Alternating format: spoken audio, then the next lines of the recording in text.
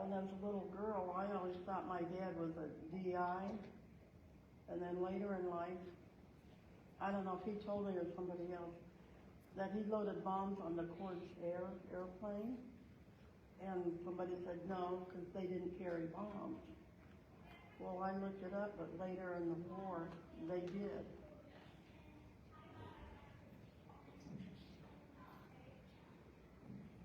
We're subject to fact checking. It's personal. Some people think they know a lot of things about it, but when you start to dig into things more and more, you find out a lot more. There's a lot of details in there that people just gloss over. It's like my Uncle Rick. He was a Marine too. He didn't fight in any war. But I wrote an essay based on today's talk, and he read an earlier draft. And I used the word foxhole. He's like, we didn't call them foxholes, we call them fighting positions or fighting holes. Well, I started reading sources from World War II, and they're men using foxholes. So, Who trained you? Who were you? Yeah. exactly. Everybody different. Well, I guess I can get started. I feel like if you can show it. Use the rest of the town name here. All right, so thanks everyone for being here. I want to thank the Galesburg Library for setting up this talk. A little bit about me. I'm a historian. I study Native American history during the Civil War, so this is not my expertise other than me hearing my grandpa's war stories, which I'll get into in just a second. We're not from Galesburg. I grew up in Michigan, about an hour outside of Detroit. My grandpa grew up in West Virginia, which I'll get into in a few minutes. But I just wanted to share this story because it means a lot to me, and it's just very special being the 80th anniversary of the end of World War II. Just wanted to talk about his story. So over the next 40 minutes, I'll share my grandpa's World War II experiences and offer a deeper understanding of the Battle of Okinawa and the Pacific theater of the war. If you don't know much about this part of the war, I'll offer some general context to describe what happened. I'll use my grandpa's stories to illuminate what frontline Marines experienced throughout the Pacific theater, especially near the end of World War II. But before we dive into this, I wanted to start with a story, an anecdote of how this all came to be. I must have been 9 years old, lying awake in the spare bedroom of my grandparents' home in Westland, Michigan. The ceiling above me was dark and the house was still. Change the slide there. I suddenly heard a scream from the next room, and it was my grandpa. He was sleeping in a home hospital bed. By then he was very sick, nearly blind, and missing both of his legs from a long painful struggle and diabetes. I remember the sound of the bed rails rattling as he thrashed awake. Without missing a beat, my grandma rushed into the room to calm him down. I could tell whatever had woken him up that night, it wasn't just physical pain or phantom limb pain. It was something deeper, something that lived deep in his soul.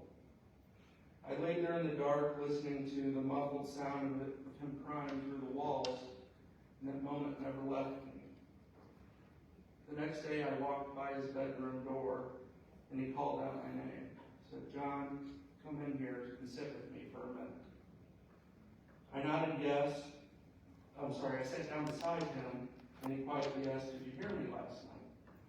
And I nodded yes, and a deep sadness washed over his face. And he said, "I think it's time I tell you what scares me at night."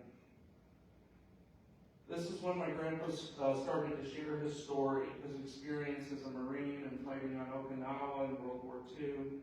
It was something he rarely talked about. That morning I held onto his hand and I learned what he had carried for all these years. His courage and his sense of duty and his nightmares. I remember the very first words he told me as he began to talk about his experience. It was like hell on earth, he said. Tears rolled down his face as he recounted his stories. His mind was no longer in that bedroom. It was back in 1945. He spoke with his eyes closed and his fists clenched as vivid, painful memories came flooding back. I could tell these were stories he'd been holding on to for his whole life. So I'm glad to be with you today. Today's a very special date. It's May 15th. And 8 years ago, on May 16th, my grandpa Willard was wounded while charging up Sugar Loaf Hill on Okinawa. Now I'll get into Sugar Loaf Hill in a few minutes, but I just think tonight's talk is meaningful. It's a way for me to honor him and his experiences 80 years later. So I'll introduce you to Private Willard Legg, share his story of joining the Marine Corps, entering the Pacific Theater of the war. He served in Company L, the 3rd Battalion, 22nd Marines, which was part of the 6th Marine Division. And there are two major takeaways that I want you to leave with tonight. First, my grandpa's stories profoundly shaped who I am. They played a major role in leading me to become a professional historian. Willard's memories inspired me to study and to trust oral history as a valuable historical methodology. And while I am a scholar of Native American history, my passion for using personal stories to connect with the past and the present started right at that moment when I was 9 years old, sitting next to my grandpa. His stories taught me to listen carefully and intently, paying close attention to what people had to say. The second major takeaway is more historical in nature. Willard's experiences during World War II did not end with the fighting in Okinawa. What he went through in that battle left lasting scars, physical, mental, and emotional. The trauma he carried wasn't just something in his mind, it was deeply embedded in his soul. But his story isn't told through memories alone. That day, Grandpa told me those stories, he reached to his bedside box. This was his personal archive of items he had collected and cherished for many years after the war. Among them are his Purple Heart, a photo taken of him shortly after recruit training at Parris Island, and a remarkable set of postcards. These postcards depict scenes of Okinawa, and on them, most of them at least, Grandpa added his own notes, layering historical context onto each image and giving us a window to view those harrowing months in April, May 1945. So I brought these with me tonight afterwards. If you want to explore them, if you want to read his notes that are on them, go right ahead. It's very powerful stuff. So let me introduce you to my grandpa. Willard Legg was born in 1925. He was the oldest of 11 children. Grew up in Fola, a small, tight-knit community in Clay County, West Virginia, kind of in the middle of the state. Like so many places around the country, Clay County sent its young men off to war. And in his family, several relatives served. Charles in the Army, Clyde and Henry in the Navy, just to name a few. Many of them fought in some of the bloodiest and most difficult battles of World War II. Willard joined the U.S. Marine Corps in 1943 as an 18-year-old private. On his draft registration card, he listed his occupation as student. He just finished high school. Like most men living east of the Mississippi River, Willard was sent to Parris Island, outside of Hilton Head, South Carolina. There he became a Marine and was very proficient in his marksmanship, and he earned the rank of Private First Class. He was assigned a billet or a job, which was to be a guard. His duty was to protect supplies and equipment. Though on Okinawa, he fought on the front lines as a rifleman, carrying an M1 Garand into the heat of battle. Now, he took his duty very seriously most of the time. In digging into his files on Ancestry.com, I found out that while he was stationed in California before shipping out to Guadalcanal for training in the Pacific, Willard fell asleep on guard duty. So as a guard, he fell asleep. Sergeant caught him snoozing, and he sure did let him have it, as my grandpa said. Willard was demoted to rank of private, which he held for the rest of the war. In California, Willard was attached to the 1st Provisional Marine Brigade, and in 1944 they shipped to Guadalcanal to begin combat training.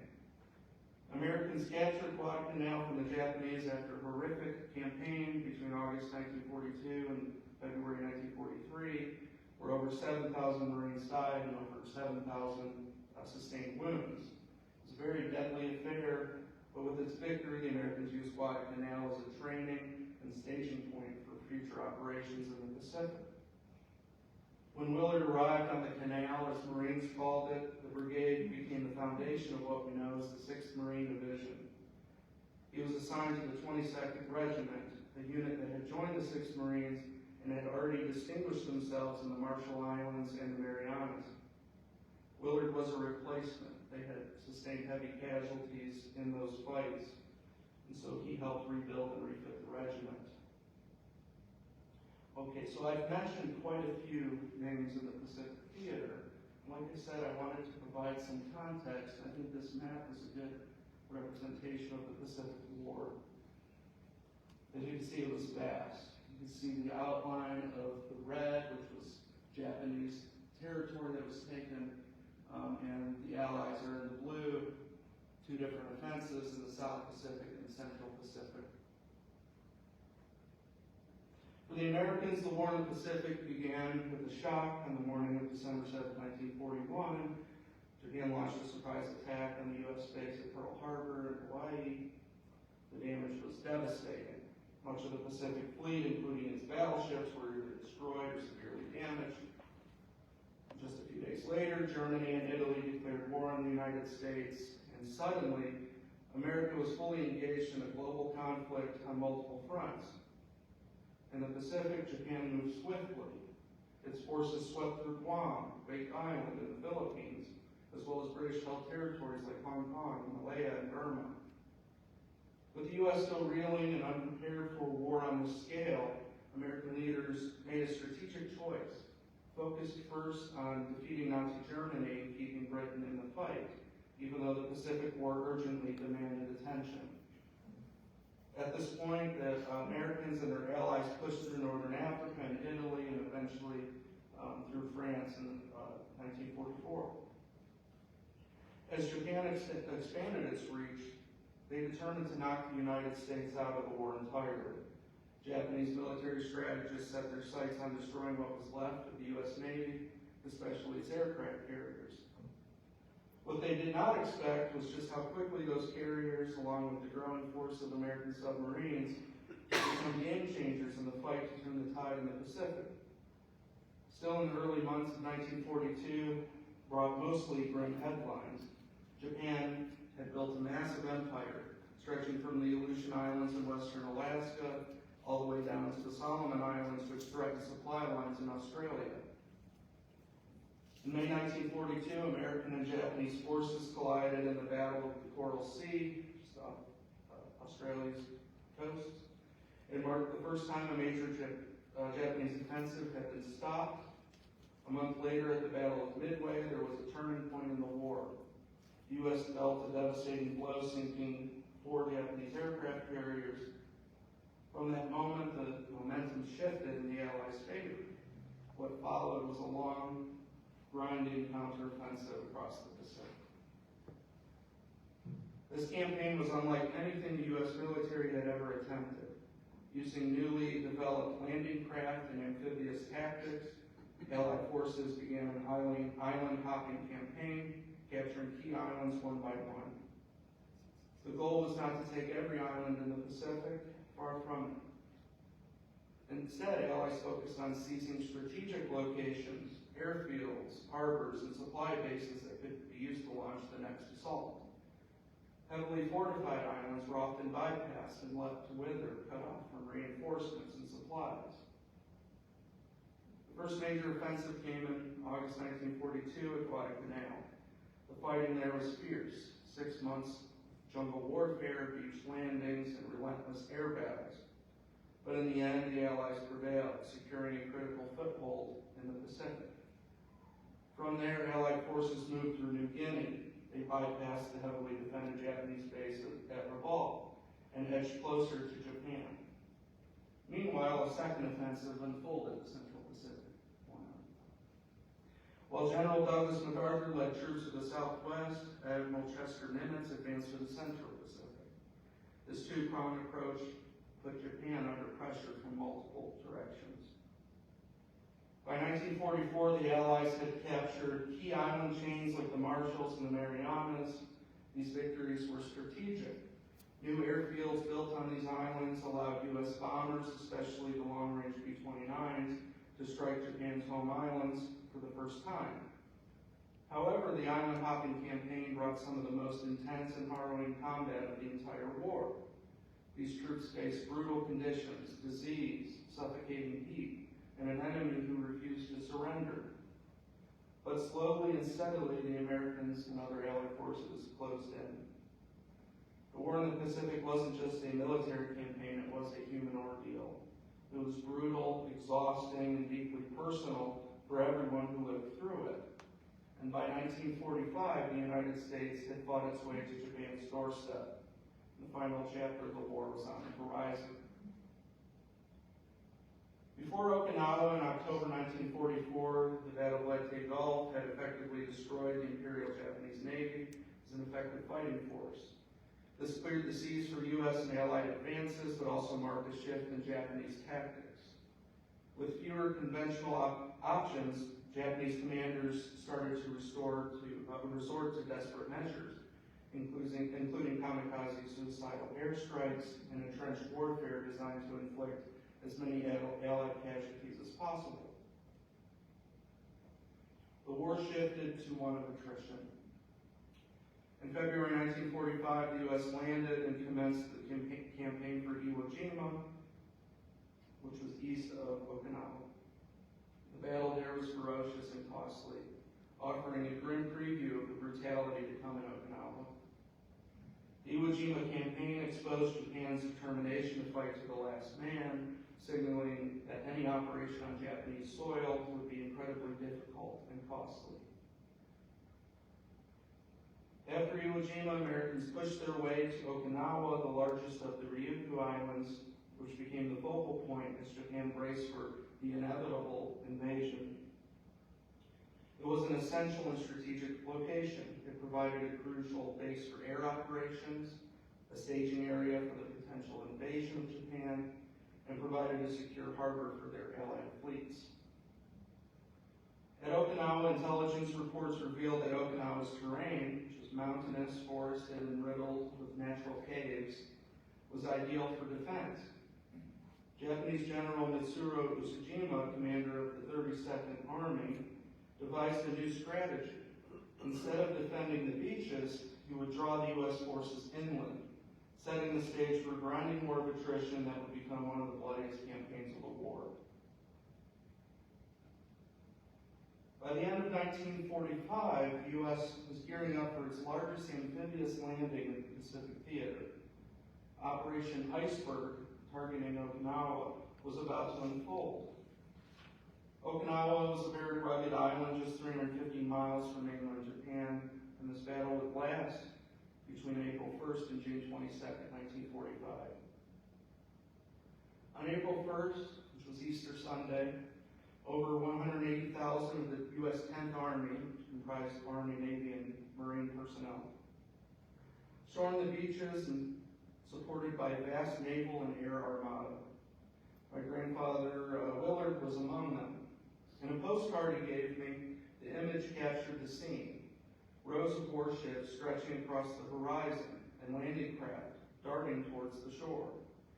He was struck by the size of it all, and who wouldn't be?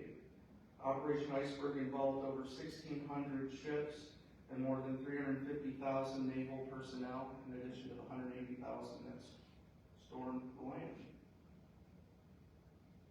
Here you can see that postcard. Surprisingly, the beach landings met little resistance. My grandpa reflected on the very little happening when they came ashore. Before the landing commenced, Allied strategists assumed that they would take 80% casualties on the beaches and take as many as 4 days to move inland to the Yantan airfield, which was only 1.5 miles from the beachhead. When Marines arrived at the Yantan airfield in just a few hours, they had very little casualties. Marines reported seeing dead Japanese soldiers on their way to the airfield, but those primarily were caused by the naval bombardments that happened days before the landing. But But this wasn't luck, this was part of Ushijima's plan. Instead of defending the beaches, he had pulled back his 100,000-man force back into the island's rugged limestone hills, ridges, and natural caves in the central part of the island. His strategy was clear: make the Americans bleed for every inch of the ground. It would be a war of attrition, a deliberate, grinding campaign designed to inflict as many casualties as possible.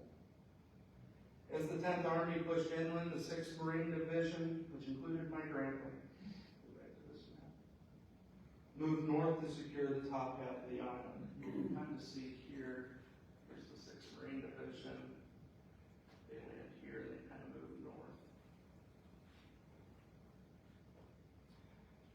Grandpa often remembered trudging through thick landscapes and rice paddy fields, exhausted and barely able to keep going.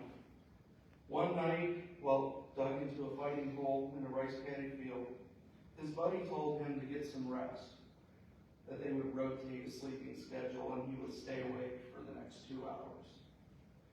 Out of sheer exhaustion, both Marines fell asleep. My grandpa never fully understood what woke him up. Perhaps it was instinct. But his eyes opened just in time to see a Japanese soldier diving down at him with his bayonet. His buddy was already dead. In the chaos that followed, scrambling, shouting, wrestling in the mud, somehow Willard managed to escape the fighting hole. As he ran for cover further back in the lines, he screamed, "This is Legg. Get number 2. Shoot the second man." A Marine took the shot and killed the Japanese soldier. My grandpa lived, but he never forgot this moment. That night, like so many others, haunted him for the rest of his life. After securing the northern sector of Okinawa, the 22nd Marines were rushed back south to the heart of the battle, the Shuri Line. This was the Japanese defensive stronghold, a seemingly unbreakable fortress of tunnels, machine gun nests, and artillery hidden in Okinawa's central hills. At its central was the Shuri Castle, a historic palace of the Ryukyu Kingdom. Every valley across the line was a death trap, and every ridge had to be fought for inch by inch. When Marines crossed the crest of one hill, they found another heavily defended position. Japanese had the high ground, which was costly for American tanks and personnel. Willard's unit was ordered to attack a series of these hills on the left flank of the Shuri Castle in the Okinawa capital of Naha, and these hills would soon become infamous.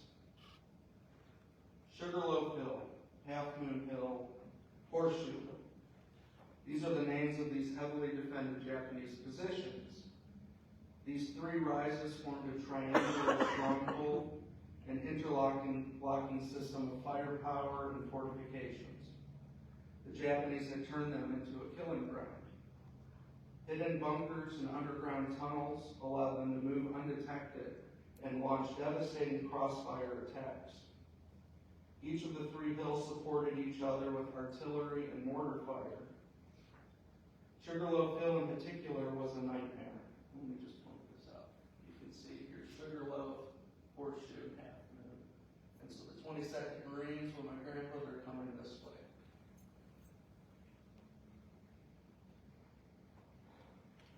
Small, only raising about 50 feet above the other hills, it was raked with machine guns from both flanks and hammered by mortars and artillery fire. The 6th Marine Division assaulted Sugar Loaf again and again for 10 days, and the ground was soaked with blood. Here's the perspective of another Marine describing these 3 hills. Sugar Loaf, Half Moon, and the Horseshoe. These are not names the Japanese placed on the map on Okinawa. These are names the Marines themselves gave to the hills of hell and glory between Naha and Shuri. Names now etched deep by Marine blood. Towering, uninviting crags, shell-packed and interlaced with caves, these were the strongest defenses the Japanese devised in the entire Pacific War.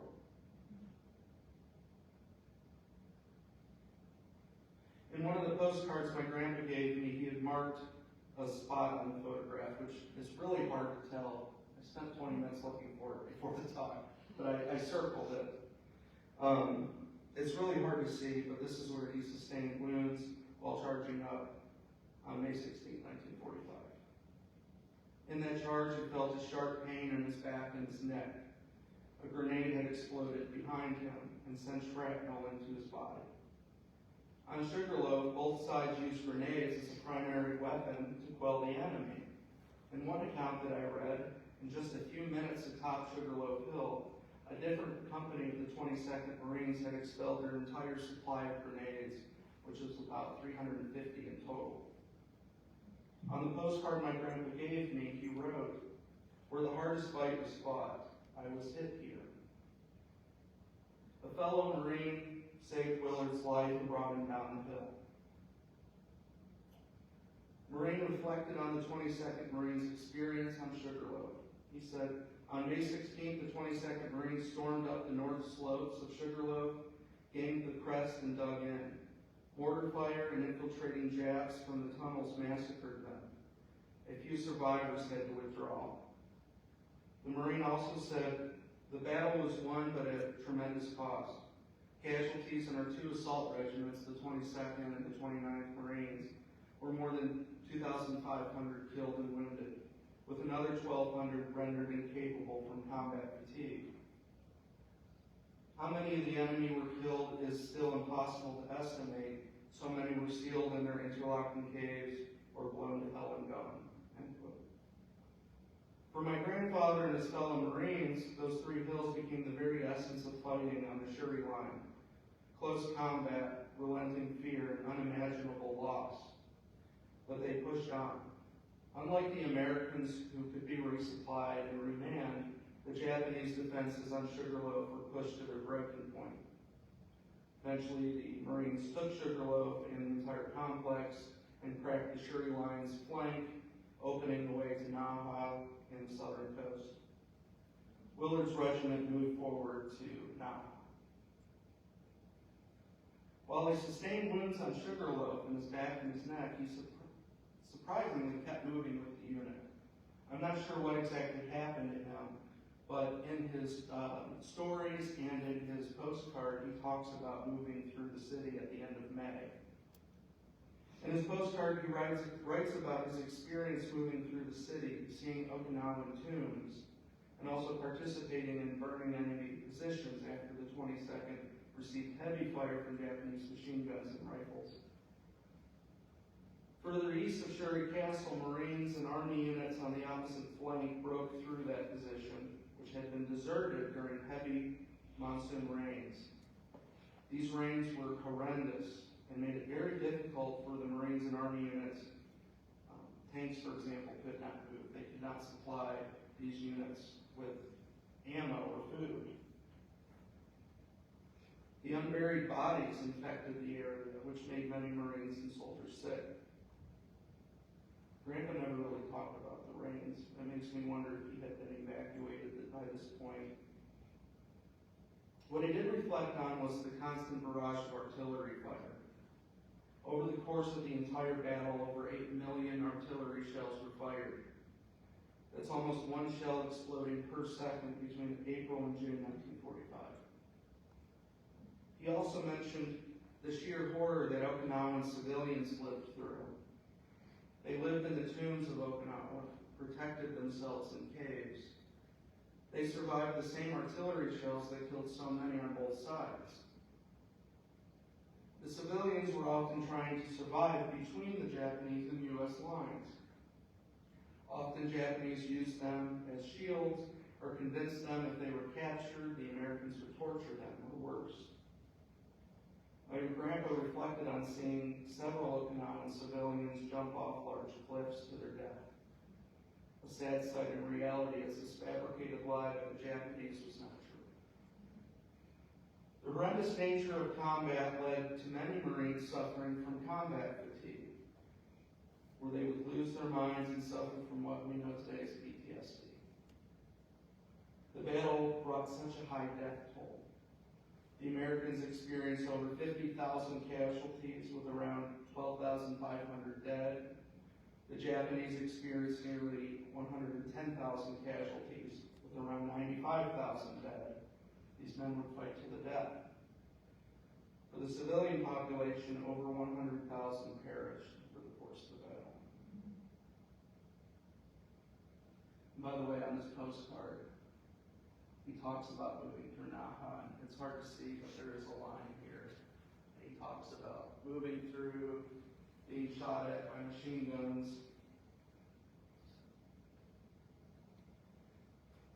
So as I said, I know at some point Willard gets evacuated. He's sent to Guam to recover from his wounds. There was time where I'm not sure how he was doing. I assume maybe his wounds got infected and he had to be removed for hospital treatment. But at Guam, there's a really interesting story I learned. A Navy nurse noticed his name and said, Legg. We have another Legg here. Ironically, it's his relative Clyde from the Navy that was being treated for malaria in the same hospital on a different floor. So I thought that was cool. But once he recovered, Willard returned to duty in the 22nd Marines and started to prepare for the invasion of Japan. That day would never come after the dropping of 2 atomic bombs. Japan surrendered, effectively ending World War II. With the war over, Willard still had a job to complete. His unit was sent to Qingdao, China to help repatriate Japanese nationals and soldiers back to Japan.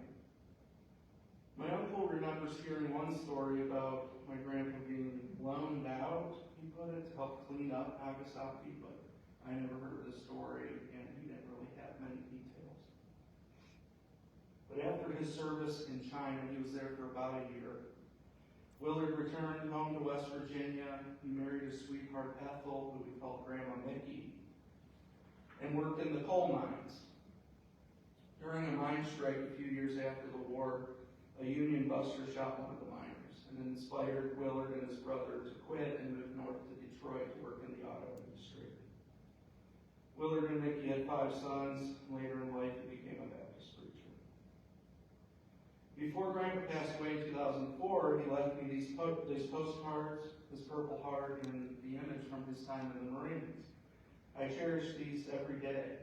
I actually almost lost all these things. I added this part today. When I was in high school, my great-grandma on my mom's side had passed away. I had these in my locker at high school because there was a show and tell. And we stayed down in Georgia, where my mom's side is from, well after the school year ended. And so the custodial staff came through cleaning out the lockers, and they almost threw it away. But luckily, we found it, understood the importance of it, and saved it. I'm glad he did. However, it wasn't just these items that Willard had to remember the war. There were other things he brought back with him, things that he can share with his loved ones. His buddies had died next to him in fighting holes on Sugar Loaf Hill, all the way up until Japan surrendered.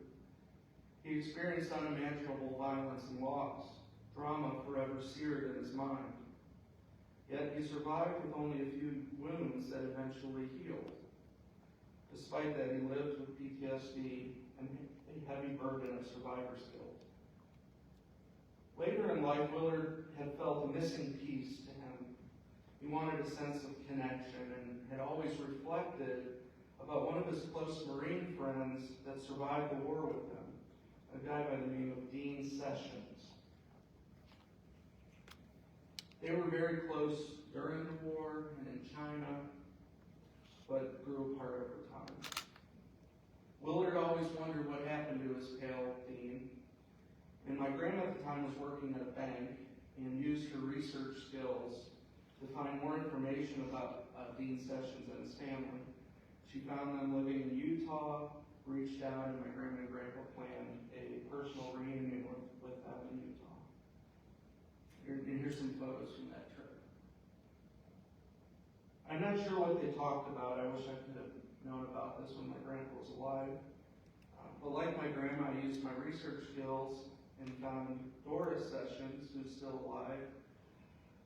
I've reached out to her and I haven't heard back yet, but I would love to talk with her and see if she remembers this moment or her children remember because I learned about this through my uncle. So there might be this collective memory over this visit. I bet the two men reflected on their time in World War II. And based on Dean Sessions' stoic look, I'm sure he too fought over the same memories my grandpa fought with. He seemed like a pretty tough guy. I'm not sure why my grandpa told me his stories. I remember talking to my dad, and he would often tell me I'd never heard that before. That's really interesting. Maybe it was my interest in history at a young age that inspired him to talk with me. Maybe he was about to pass away, which he did, and he wanted to get things off his chest. He passed away in 2004. Now I wish I had more time to talk with him. But thinking more critically about his stories and learning about his personal reunion with Dean Sessions made me wonder about what other men he may have known and who knew him. This has inspired me to start a new research project to further understand the men of Company L, the 22nd Marines. In researching Willard and Dean, I found many Marine documents online that are basic lists of information. They have their names, their ranks, their billets, other commentary. These data sheets offer very little humanizing information, other than brief description of who a person was. This new project has inspired me to take this data and combine it with other historical sources that I find to add more context to a person's life.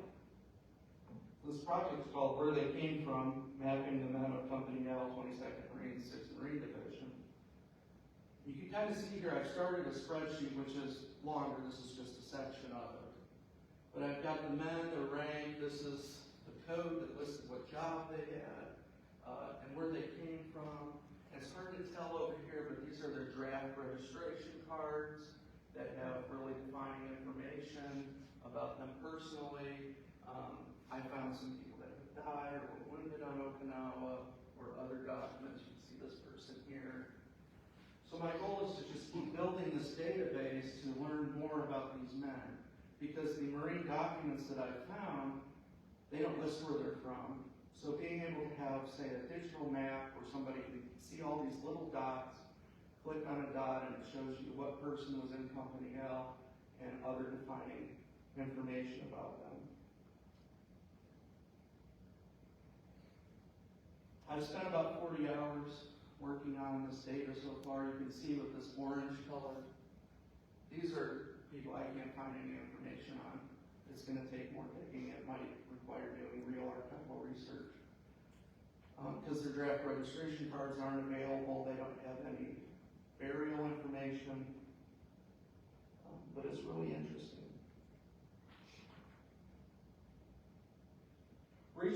Researching through databases and online archives like Ancestry, Fold3, or Family Search, you randomly stumble across stories. And this is another thing that I'm adding to this database. Whenever I can find anecdotes, stories of these men, it just adds more, humanized information about their lives.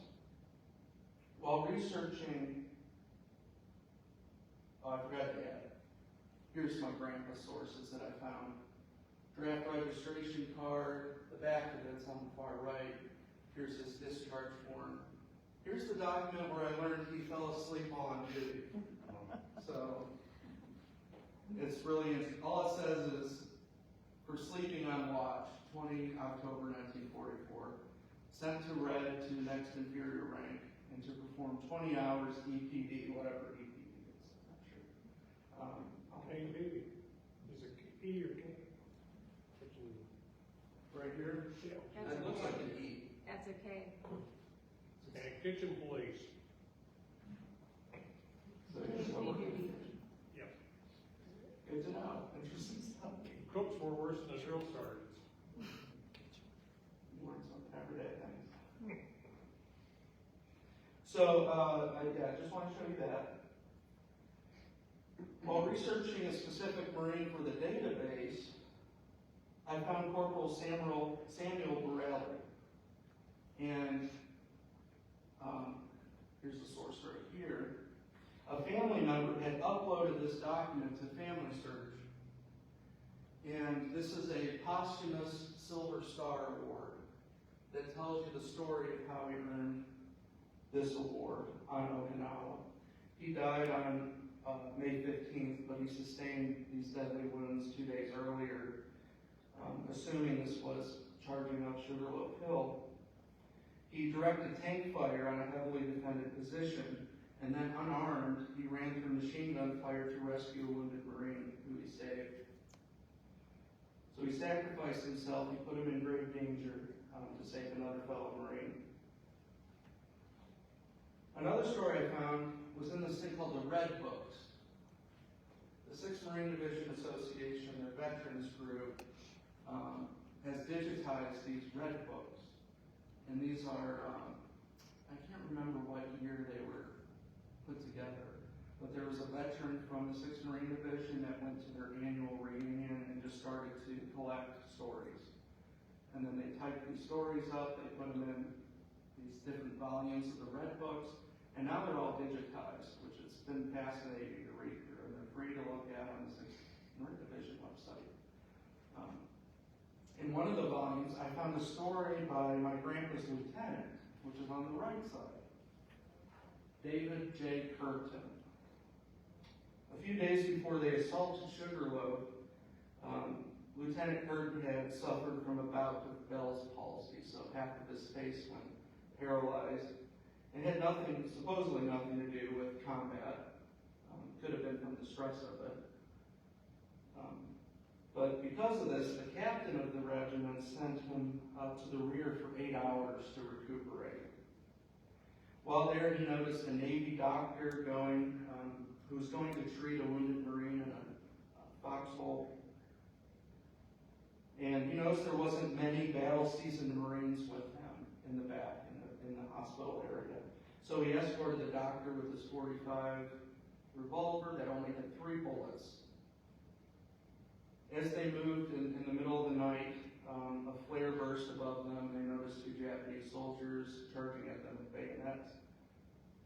Curtin shot 2 of the men with 2 bullets. He had 1 bullet left.